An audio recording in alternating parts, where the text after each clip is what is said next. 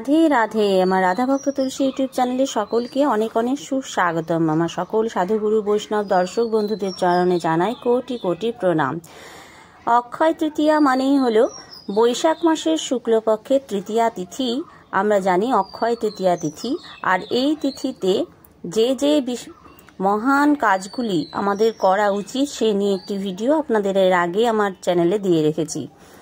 এবং এই তিথির সঙ্গে বছরের আর কোনো তিথির তুলনাই হয় না, কারণ বছরের যে 4টি সবথেকে গুরুত্বপূর্ণ তিথি তার মধ্যে হলো এই অক্ষয় তৃতীয়া তিথি।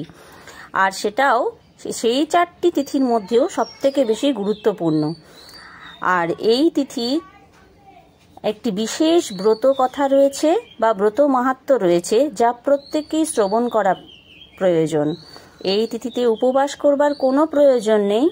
নিরামিষ আহার গ্রহণ করেই এই তিথিতে আপনারা এই ব্রত কথা অবশ্যই শ্রবণ করতে পারেন। অক্ষয় তৃতীয়া তিথি মানেই হলো দান কাজের একটি পুণ্য তিথি, যার ফল আমরা ইহজগতে এবং পরজগতে অবশ্যই ভোগ করে থাকি এবং জন্ম জন্মান্তর ধরে সেই ফল আমাদের সঙ্গে থাকে। তো অক্ষয় তৃতীয়ার ব্রত নারী পুরুষ নির্বিশেষে এই ব্রত পালন করা যায়। উভয়ে এই ব্রত পালন করতে পারে এবং অবশ্যই এই তিথিতে প্রাতঃ স্নান করা উচিত, কারণ বৈশাখ মাস ভগবানের অত্যন্ত প্রিয় একটি মাস, যে মাসে প্রাতঃ স্নানের বিধান শাস্ত্রে দেয়া হয়েছে।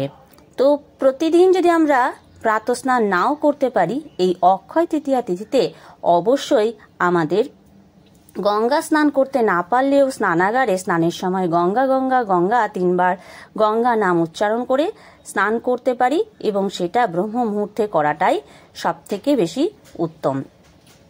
ব্রতকথা: একদা যুধিষ্ঠির মহারাজ শতানিক মুনির কাছে অক্ষয় তৃতীয়ার মাহাত্ম্য কথা শুনতে চেয়েছিলেন। যুধিষ্ঠিরের অনুরোধে শতানিক মুনি বলেছিলেন সেই মাহাত্ম্য কথা। অনেকদিন আগে একজন রাগী, কৃপণ, বদমেজাজি, নিষ্ঠুর, অধার্মিক ব্রাহ্মণ ছিল। সে কোনোদিন কাউকে সাহায্য করেনি। তবে তার বউ কিন্তু ছিল খুবই ধর্মপ্রাণা মহিলা। তার বউয়ের নাম ছিল সুশীলা।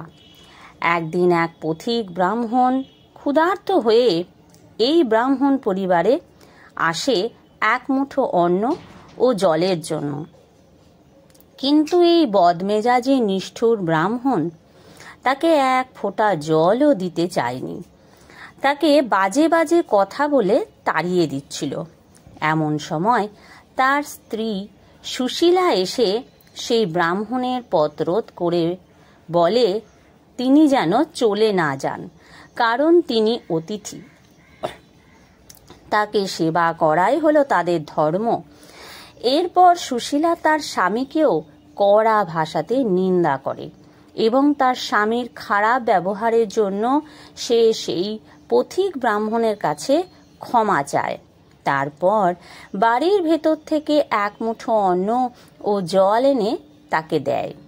বৈশাখ মাসের শুক্লা তৃতীয়াতে ক্ষুধার্ত এই অন্ন জল দানে তার পুণ্যের ভাণ্ডার ভরে ওঠে ও এই দান অক্ষয় হয়ে থাকে।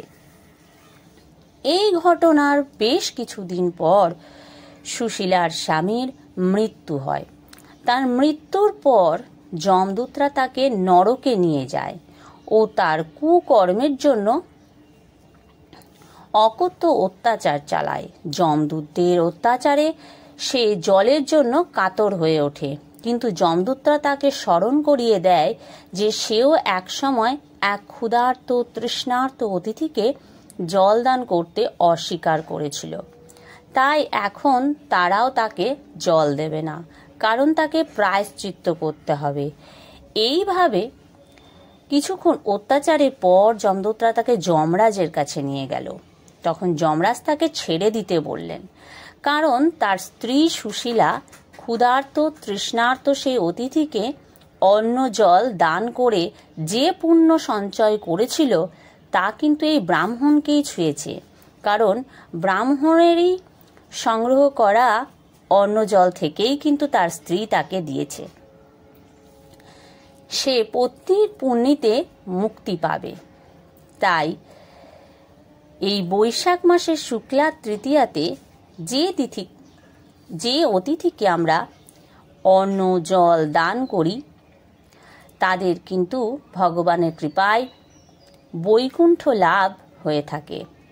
তারপর যমদূতরা এই কথা যমরাজের কাছে শুনে সেই ব্রাহ্মণ ব্যক্তিকে ছেড়ে দেয় এবং যমরাজ বলে যে এর স্থান বৈকুণ্ঠ ধাম হওয়া উচিত। এই ব্রতের ফল হলো যে সমস্ত পুরুষ ও নারীরা এই ব্রত পালন করে থাকেন তারা মৃত্যুর পর পরম আনন্দে বৈকুণ্ঠে যেতে পারেন।